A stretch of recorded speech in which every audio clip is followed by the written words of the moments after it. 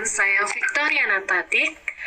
Hari ini kita akan belajar tentang masalah-masalah ekonomi pada mata pelajaran ekonomi bisnis.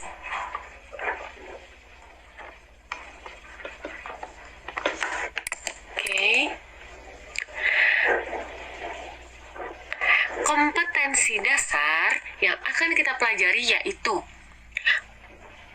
pengetahuan, mengevaluasi masalah-masalah ekonomi. Keterampilannya memberikan solusi terhadap masalah-masalah ekonomi di lingkungannya.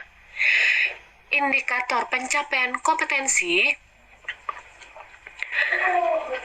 3.2.1 menjelaskan masalah-masalah ekonomi, 3.2.2 menentukan masalah-masalah ekonomi, dan 3.2.3 mengevaluasi masalah-masalah ekonomi.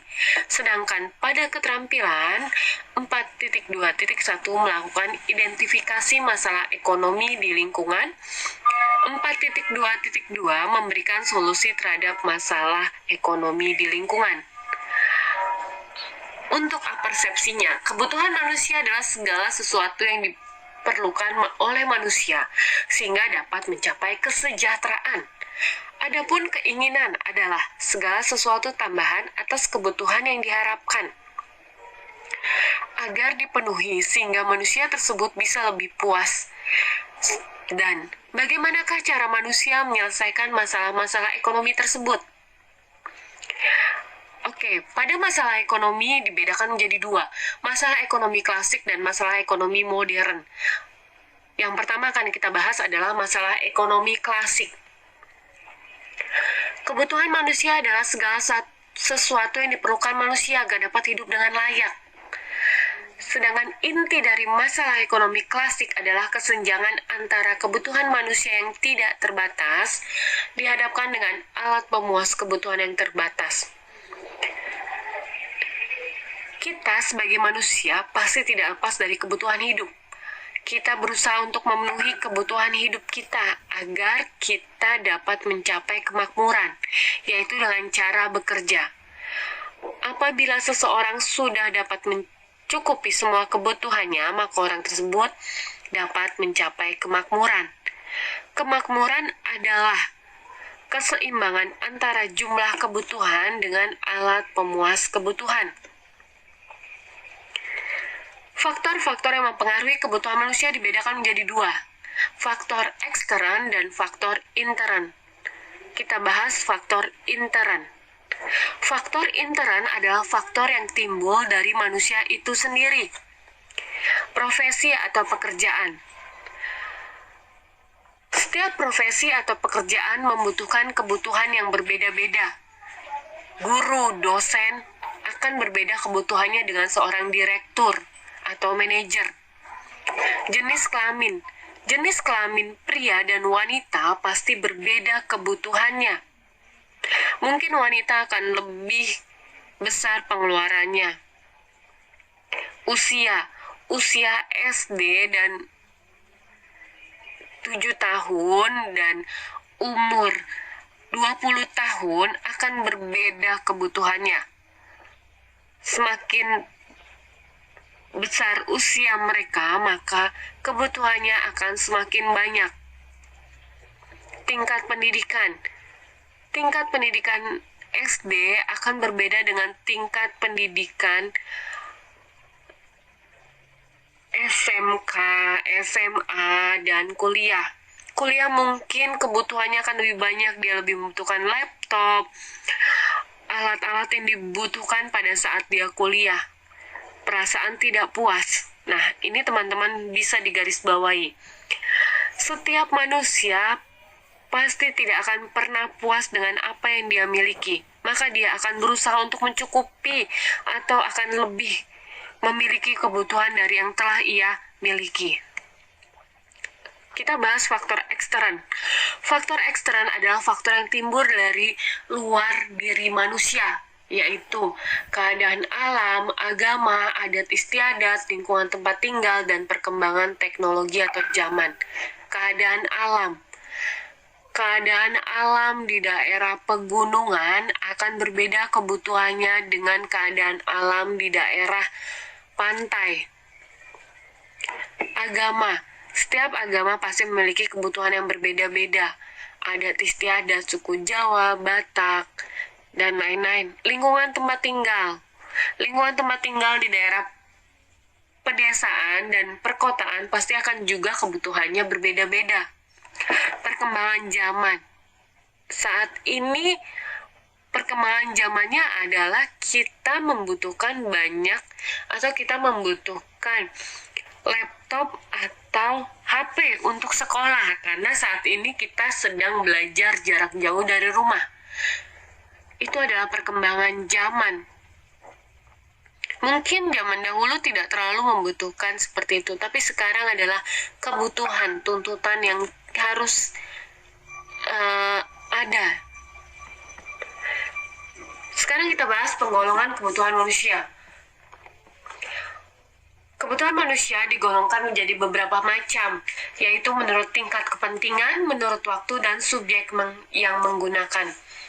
Menurut tingkat kepentingan, ada kebutuhan primer, kebutuhan sekunder, dan kebutuhan tersier. Mungkin teman-teman ketika SMP sudah membahas ini, kebutuhan primer, sekunder, tersier.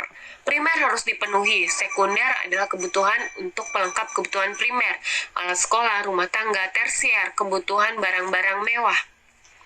Menurut waktu pemenuhannya, kebutuhan sekarang dan yang akan datang.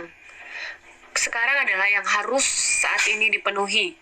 Akan datang, misalkan kita mau liburan, menabung. Menurut subjek yang menggunakan, ada kebutuhan individu dan kebutuhan kolektif. Kalau individu itu kebutuhan sendiri untuk kita pribadi. Kalau kolektif, kebutuhan bersama. Alat pemuas kebutuhan manusia. Alat pemuas kebutuhan manusia yaitu ada barang dan jasa. Barang adalah segala sesuatu yang tampak digunakan untuk memenuhi kebutuhan. Jasa, segala sesuatu yang tidak tampak tetapi dibutuhkan untuk memenuhi kebutuhan manusia. Barang contohnya makanan, pakaian, buku. Jasa contohnya ilmu pengetahuan, ibadah, hiburan. Jenis barang dibedakan menjadi 3, menurut kelangkaan, cara penggunaan, dan tujuan pemakaian. Menurut kelangkaan ada barang ekonomis dan barang bebas. Ekonomis yaitu barang yang jumlahnya terbatas. Untuk memperolehnya kita memerlukan pengorbanan. Contohnya makanan, pakaian, alat sekolah. Kalau bebas itu cukup banyak dan tidak memerlukan pengorbanan. Contohnya sinar matahari dan udara. Cara penggunaan, ada barang substitusi dan barang komplementer. Barang substitusi barang yang digunakan untuk menggantikan barang lain. Minyak tanah diganti kayu bakar.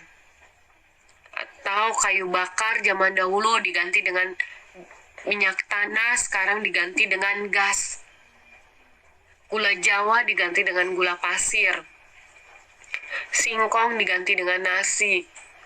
Barang komplementer, barang yang penggunaannya harus bersama-sama, tidak dapat dipisahkan. Kapur dengan papan tulis, buku tulis dengan pulpen atau pensil, sepeda motor dengan bensin. Menurut tujuan pemakaian, ada barang konsumsi dan barang modal. Konsumsi dapat langsung dipenuhi atau digunakan. Makanan, pakaian, sepatu, modal untuk menghasilkan barang lain. Meja, kain, nilai guna barang.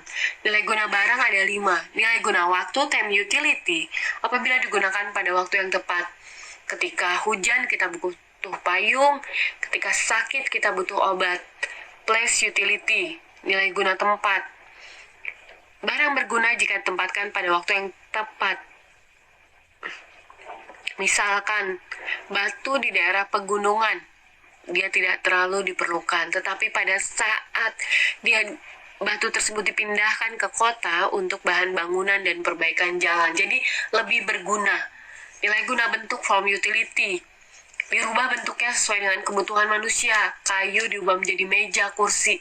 Nilai guna milik, ownership utility, apabila barang tersebut sudah menjadi miliknya. Sepeda di toko akan berguna apabila sudah dibeli dan dimiliki oleh seseorang, berarti sudah menjadi miliknya.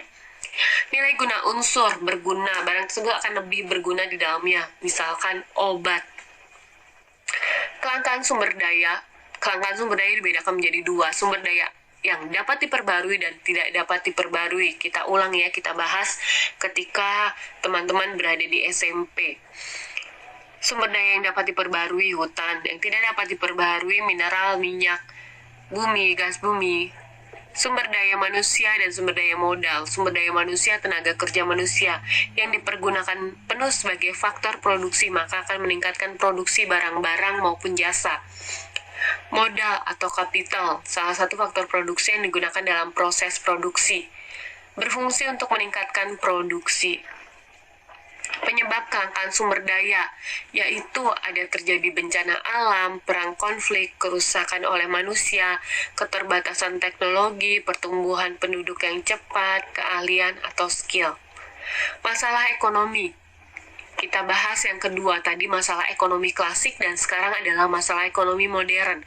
Masalah ekonomi modern ada 3, what, how, dan for whom.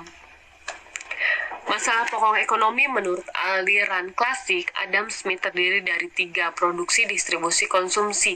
Sedangkan menurut ajaran aliran ekonomi modern yang dipelopori oleh Paul A. Samuelson, ada 3 masalah pokok ekonomi. Untuk apa barang tersebut diproduksi? What? Bagaimana cara memproduksinya? How? Untuk siapa barang tersebut diproduksi? Itu for whom. Barang apa yang diproduksi? What? Baik. Demikian materi hari ini. Kita bertemu di materi selanjutnya. Terima kasih dan selamat belajar.